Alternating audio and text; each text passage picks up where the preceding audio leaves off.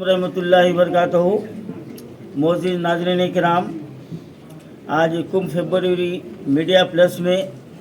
वक्फ amendment bill के ताल्लुक़ से एक कुल जमाती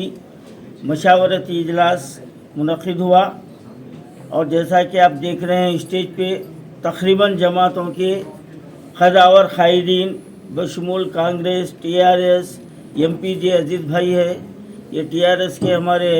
इनायत अली बाखरी साहब है और इनाम पार्टी के हमारे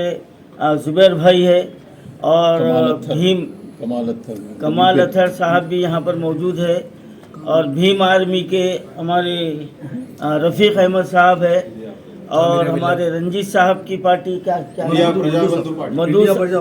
इंडिया प्रजा बंधु पार्टी के भी मधु साहब यहाँ पर, यानी तकरीबन अल्हम्दुलिल्लाह ये आना और इसी बात पर बना कि आज जो हमारे भारत में बीजेपी सरकार, मरकज़ी सरकार वक्फ अमेंडमेंट बिल को पास करने के बिल्कुल करीब है और हो सकता है वो पास कर भी लेगी, लेकिन अब इसका मतलब ये नहीं है कि वो पास कर लिए अब हम क्या कर सकते। तो ये जो है ना हमारी कमज़ोरी को जाहिर करता है। बिल पास होने के बाद में उसको लागू भी करना एक मरहला है और लागू करने से पहले अगर हम अवामी तौर पर हुकूमत पर दबाव ना डाले तो वो आसानी से लागू भी हो सकता है। तो यहाँ पर एक ऑप्शन ये भी है कि सुप्रीम कोर्ट में उसको चैलेंज किया जाए, उसकी भी तैयारी चल रही है और इसके अलावा अवामी शऊर बेदारी और हुकूमत को भी ये बताना है कि मुसलमान इस बिल के लागू होने से मुसलमानों में कितना गम व गुस्सा है, क्योंकि यहाँ खुली तौर पर मुसलमानों की जायदाद को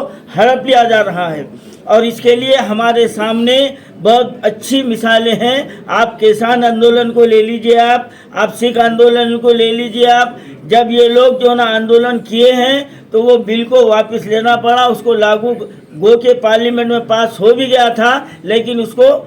बाजुक रख दिया गया है। तो ये भी हो सकता है अगरचे कि हम अपने शऊर बेदारी का इजहार करें और हम जो है ना हुकूमत पर दबाव डालें।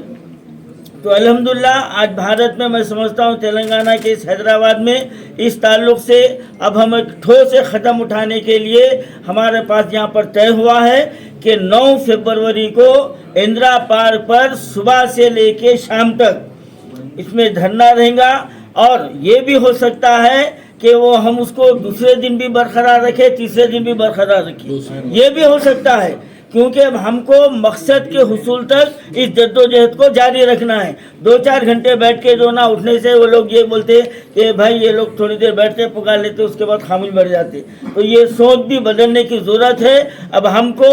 इस्तक़लाल के साथ, अज़्म के साथ और मुस्तहकम इरादे के साथ हमको इसका मुकाबला करना है। तो मैं आज ये ऐलान कर रहा हूँ कि 9 फरवरी इतवार के दिन इंदिरा पार्क पर इंशाअल्लाह ताला बहुत बड़े पैमाने पर स्टेट लेवल पर तमाम अजला से भी अल्हम्दुलिल्लाह लोग आएंगे, हम उनको मदऊ करेंगे और अल्हम्दुलिल्लाह हमारे तमाम जमातों की शाखें स्टेटों में भी मौजूद है, ऐसा नहीं है, हर स्टेट में हमारे तमाम जमातों की शाखें हैं और वहाँ से भी लोग आएंगे और बहुत बड़े पैमाने पर हम ये जो ना धरना मुनज़्ज़म करेंगे। मैं इस प्रेस मीट के ज़रिए से तमाम मुसलमानों को